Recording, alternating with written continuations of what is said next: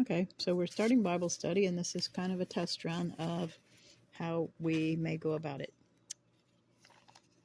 So I'm going to use this as kind of a thing of where we're reading at, and then you can go ahead and start it. We're doing Deuteronomy chapter 8. Deuteronomy 8. All the commandments which I command thee this day shall ye observe to do, that ye may live, and multiply, and go in and possess the land which the Lord sware unto your fathers. And thou shalt remember all the way which the Lord thy God led thee these 40 years in the wilderness, to humble thee, and to prove thee, to know what was in thine heart, whether thou wouldst keep his commandments or no. And he humbled thee, and suffered thee to hunger, and fed thee with manna, which thou knewest not, neither did thy fathers know, that he might make thee know that man doth not live by bread only, but by every word that proceedeth out of the mouth of the Lord doth man live. Thy raiment wax not old upon thee, neither did thy foot swell these 40 years. Thou shalt also consider in thine heart, that, as a man chasteneth his son, so the Lord thy God chasteneth thee. Therefore thou shalt keep the commandments of the Lord thy God, to walk in his ways, and to fear him. For the Lord thy God bringeth thee into a good land, a land of brooks of water, of fountains and depths that spring out of valleys and hills, a land of wheat and barley and vines and fig trees and pomegranates, a land of oil, olive, and honey, a land wherein thou shalt eat bread without scarceness, thou shalt not lack anything in it, a land whose stones are iron, and out of whose hills thou mayest dig brass. When thou hast eaten and art full, then thou shalt bless the Lord thy God for the good land which he hath given thee. Okay, stop Beware there that for a thou second. forget not the... We'll pause there. I'm looking back here, and it came to me all of a sudden that he's talking here that the foot wouldn't swell. In other words, their shoes wouldn't grow out of their shoes. Is one of the little details I see in that.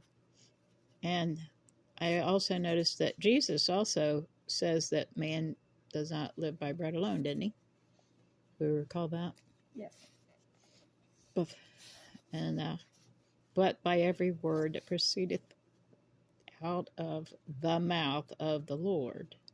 No, wait a minute. Let me make sure I'm reading that right.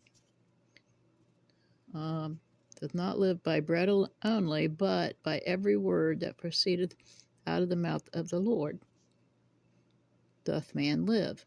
So, in other words, I see this as we're not, we feel like we're living because we're eating and drinking and, moving around and stuff.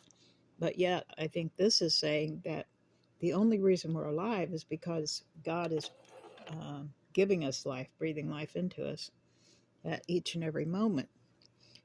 And I was also thinking about the Bible as a whole.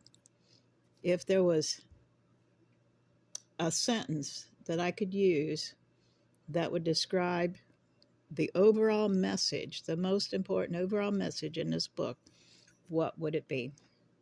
What do you think it would be for you? You're the one talking. Well, okay. Well, anyway, but what came to me was that... we haven't really cleared the whole book. It's only about halfway through. Well, that's true. But, we've read it in the past. But I think overall, the biggest, most thought that invoked in the whole Bible to me is trust the Lord. Don't trust man, trust the Lord. That fully know that he is the only reason we live.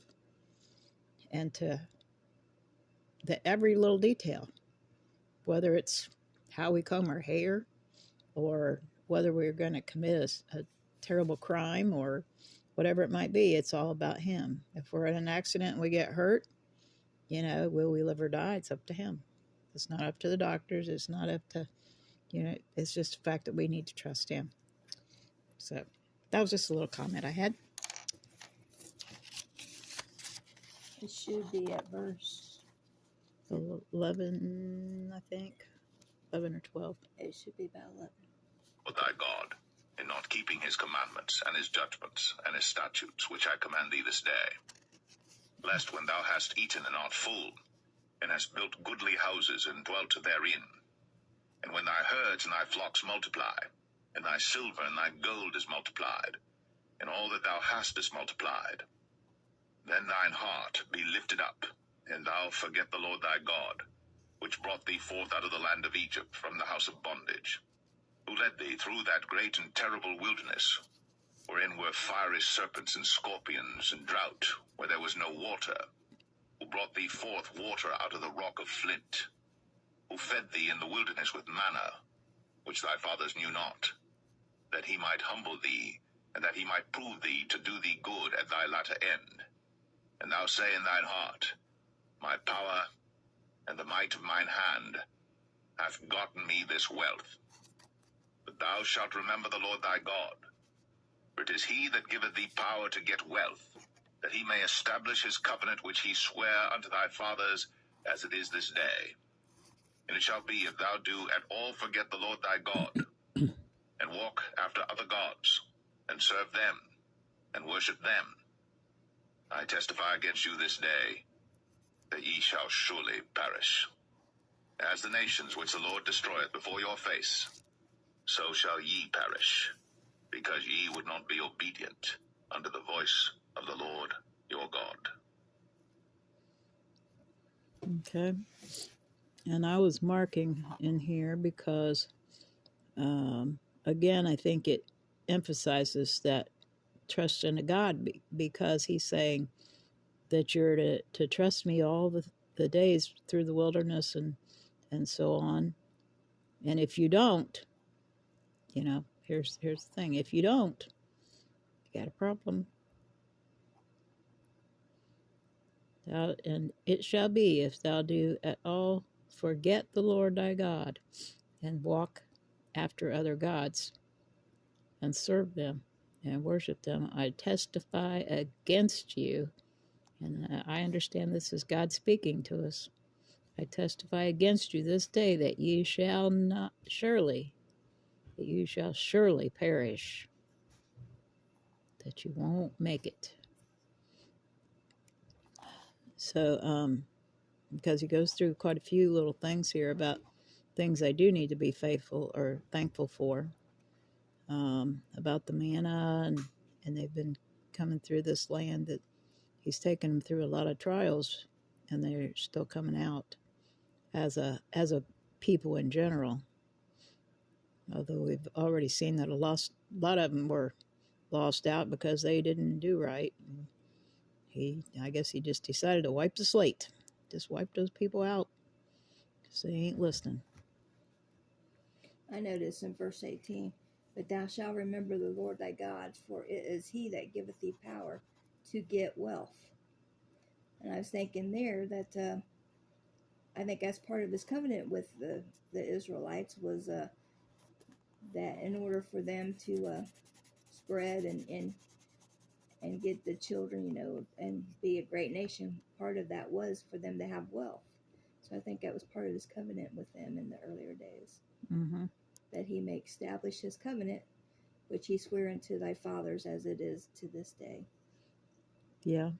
And I know, well, last night we were talking, like usual, that so many of the things in the Old Testament correlate to things or foretell things in the New Testament. And I think this is kind of another one.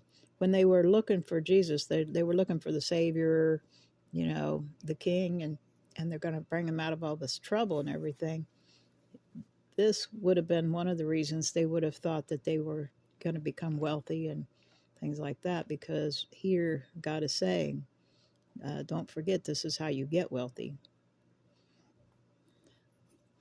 Well, and I think today when you receive the Holy Ghost, his promises are given to you too, and one is for wealth, but it's not the wealth that we think of. It's that he's caring for our needs.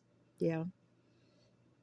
But throughout the whole thing, I think he was speaking to two totally different sides, because like you just said, we're thinking about wealth as in money a lot of times, where in actuality, wealthy is, I feel like I'm wealthy. Not that I got much money, but I sure got a lot of friends, and um, I can't complain. I'm still walking and breathing, even if I have a little bit of help. Well, in some cultures and stuff, they consider wealth of how many children they had, which Oh, that was yeah. God's promise to them to increase their nation.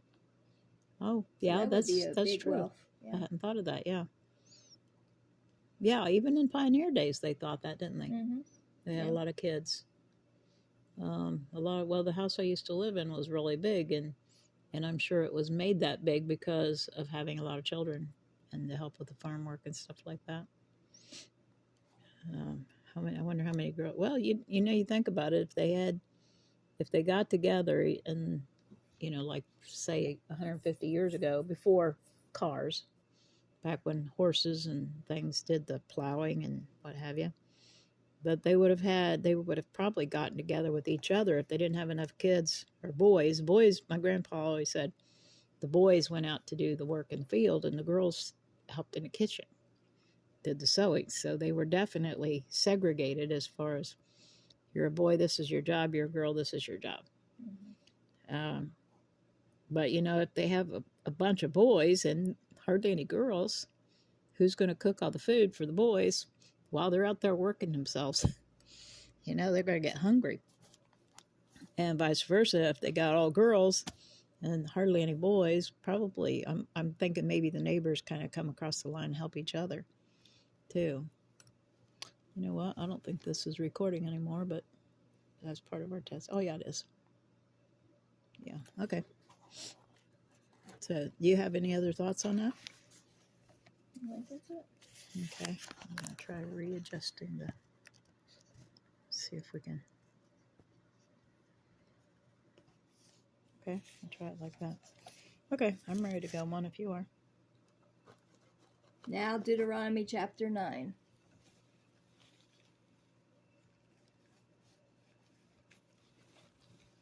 Deuteronomy 9.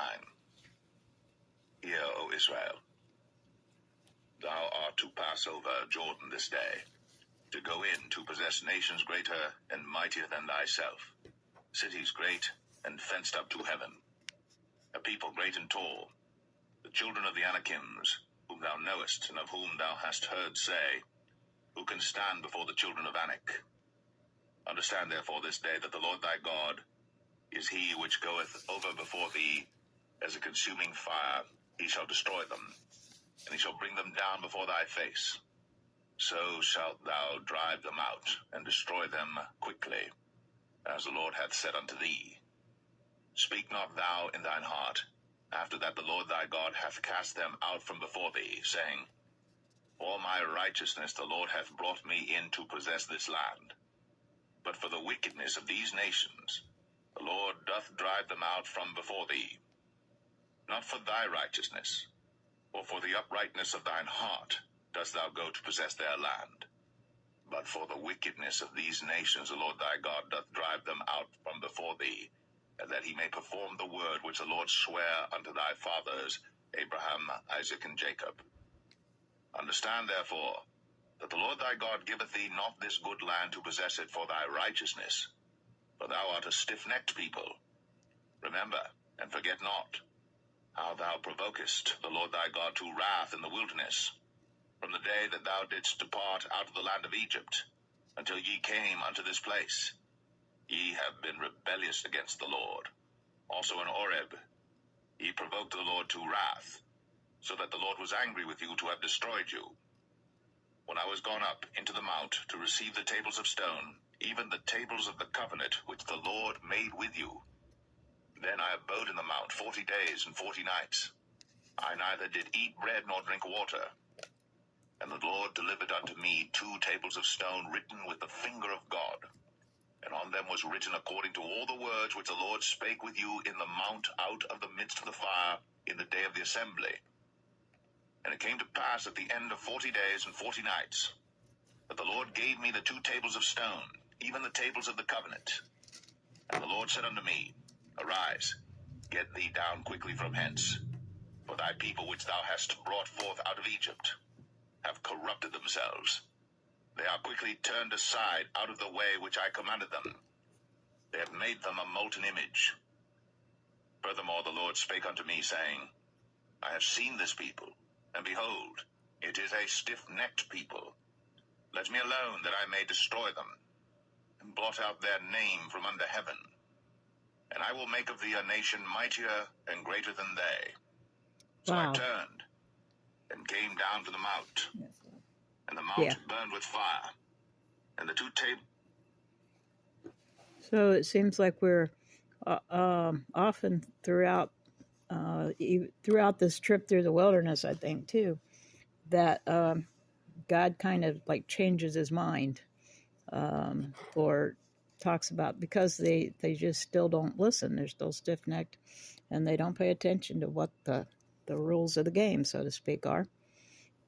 And here he's talking again. He's going back over them, and he had the two tablets. Now, I don't think on here it said that they were written on the front and the back, but somewhere I thought that they were. But regardless, the point I noticed, I hadn't really noticed before, he's saying that God spoke these things to you guys, and you heard it, and while he was speaking it, he was writing it on these stones. And that even though you heard it, and here they are written down, you're still not listening. That just kind of like made me think of how many times we talk to our kids and tell them, now here's the rules, here's the way I want you to do it, and this is the reason, because I always usually tried to tell my kids the reason that the rules were whatever, because that makes it easier to follow the rules. I'm not trying to make it tougher on my kids just to say, well, here's the rules, bam, there you go. I try to get them reasoning, and I think God did that for us most of the time too, although we don't always see it. But here Moses is talking to him, telling them about, rehashing kind of a little bit, well, we've been through all these tough times, and God gave you these stones with these writings. So, quit being so stiff-necked or stubborn, and let's all straighten up, because then God says to Moses, let me alone. I'm just going to destroy them. We'll just get rid of them. It'll be like they never happened. Blot out their names from under heaven, which is kind of another something I was talking about the other day to myself, sort of wondering if people in the Old Testament had that ability to go to heaven, because there was so much that they had to do, to follow God's will or whatever. They didn't have it as easy as we do, where we can just ask for forgiveness, and know that Jesus paid the price for us. There wasn't anybody at that time that paid the price, because they had to do all those sacrifices and stuff. But just let me alone. I'm just going to get rid of them. Just blot them out like it never happened. And that kind of says, in a sort of way, that he's going to blot their name from under heaven, so it'll be like they never existed. But that also says that there was a chance they could go to heaven then too. And then he's going to start all over again, giving start Moses all over again. Or instead of with Abraham, he's going to start with Moses and do the whole thing again. But Moses goes on, and then I think that's about where we are, so I think we're ready to continue. So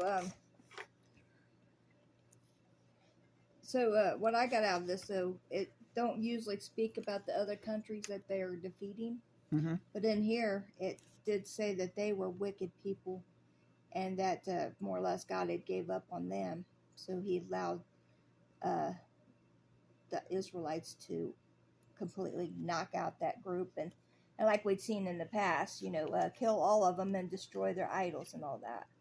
So I think that's the first time I've ever seen where God kind of explained that well, we knew they were doing different idols and stuff, and God wasn't pleased with it, but where he directly said, more or less, they're wicked and I gave up on them.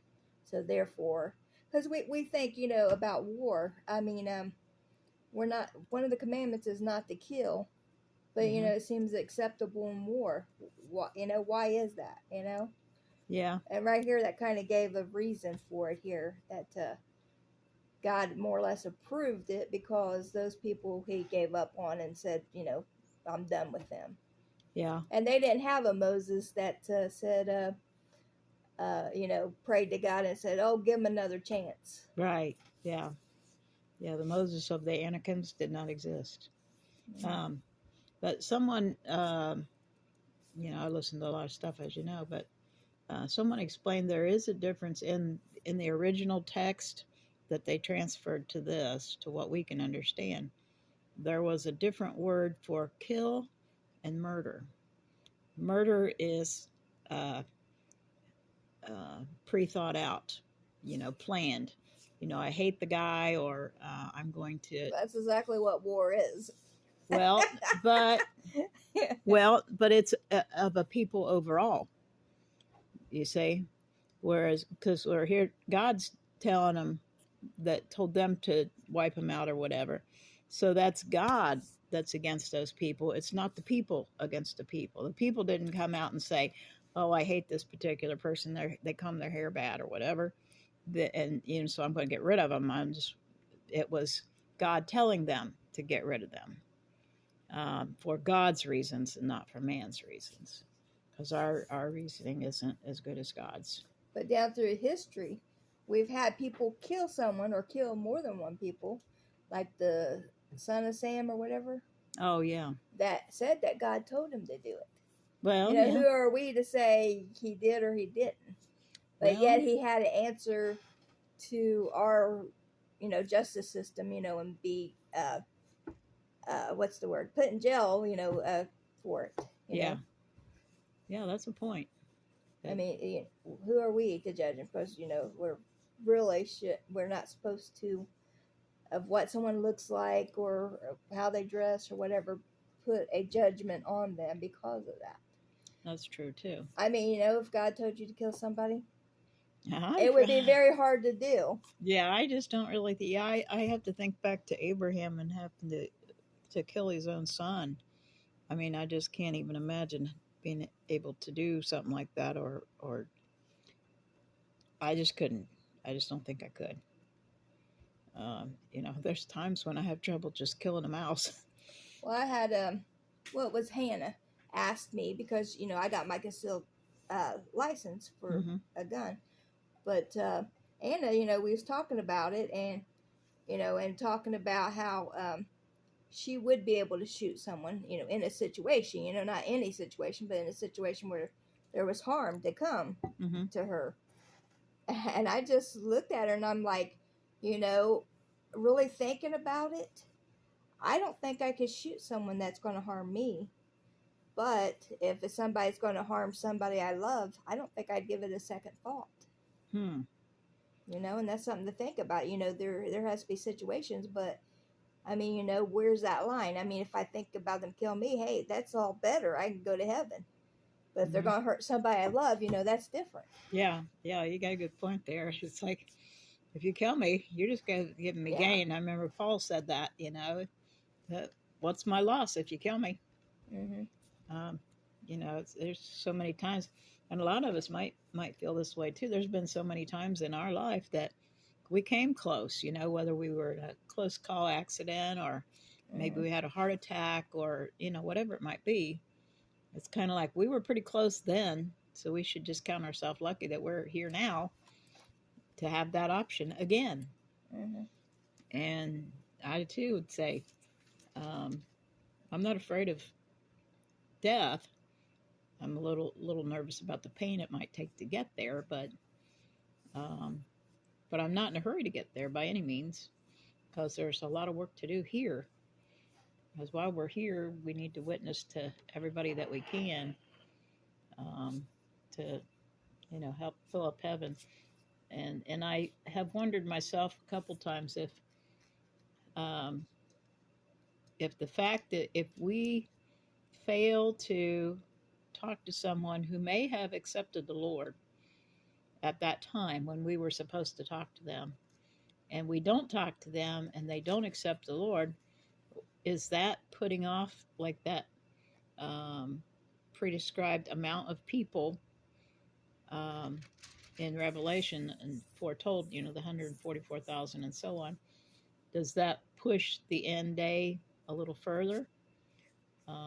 But then I think, well, no. Well, I think that the in Revelation, the conversation about the amount of days or the amount of people or souls or whatever was speaking of the Jews, I think, because then I think the Gentiles were the ones that were kind of left out of the count. That it didn't matter how many Gentiles as long as there's this many Jews. So, I don't know.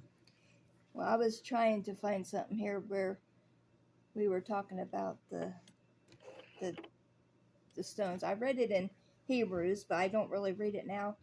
But it just to paraphrase whatever, it was talking about how Moses actually put the blood of goats, rams, sheep, or whatever, and offerings, whatever, that he sprinkled a little bit of that blood upon the book, referring to the Ten Commandments, the book of the laws.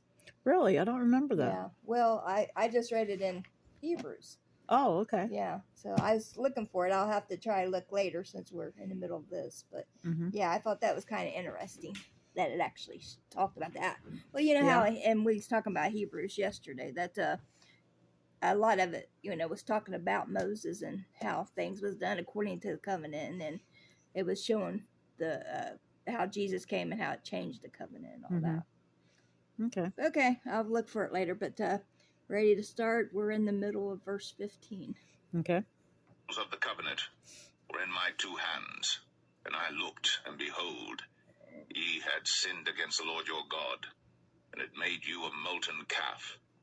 Ye had turned aside quickly out of the way which the Lord had commanded you. And I took the 2 tables, and cast them out of my 2 hands, and brake them before your eyes. And I fell down before the Lord as at the first 40 days and 40 nights.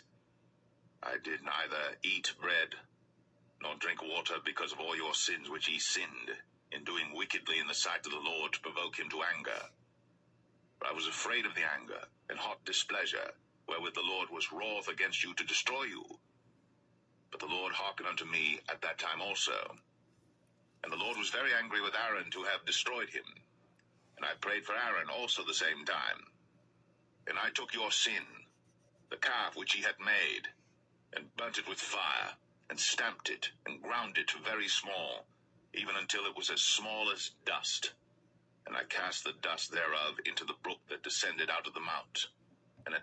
I don't know if you caught right there, but it talked about Aaron's sin in the burnt, or in the calf. Because before it didn't talk about that. Well, didn't it, when we read through that part before, isn't that where he says something to Aaron about it? And Aaron says, well, I just took this gold and... I just did what they wanted. Did what they wanted. I just put it in the fire and this calf just came out. Well, it didn't really dwell upon the sin of Aaron in that, though. But in here, it's talking of where Moses prayed for Aaron. So maybe that's why he didn't die, but there was some of them that did get killed because of that. Yeah, he was about to be a goner. I did catch that right here. You ready? Haberah, and at Massah, and at Kibroth Hattaavah, ye provoked the Lord to wrath. Likewise, when the Lord sent you from Kadesh Barnea, saying, Go up and possess the land which I have given you, then ye rebelled against the commandment of the Lord your God, and ye believed him not, nor hearkened to his voice. Ye have been rebellious against the Lord from the day that I knew you. Thus I fell down before the Lord 40 days and 40 nights, as I fell down at the first, because the Lord had said he would destroy you. I prayed therefore unto the Lord, and said, O Lord God, destroy not thy people and thine inheritance, which thou hast redeemed through thy greatness, which thou hast brought forth out of Egypt with a mighty hand. Remember thy servants Abraham, Isaac, and Jacob. Look not unto the stubbornness of this people, nor to their wickedness, nor to their sin.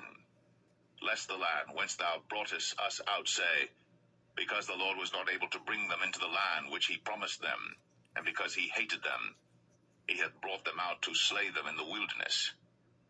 Yet they are thy people, and thine inheritance, which thou broughtest out by thy mighty power, and by thy stretched out arm.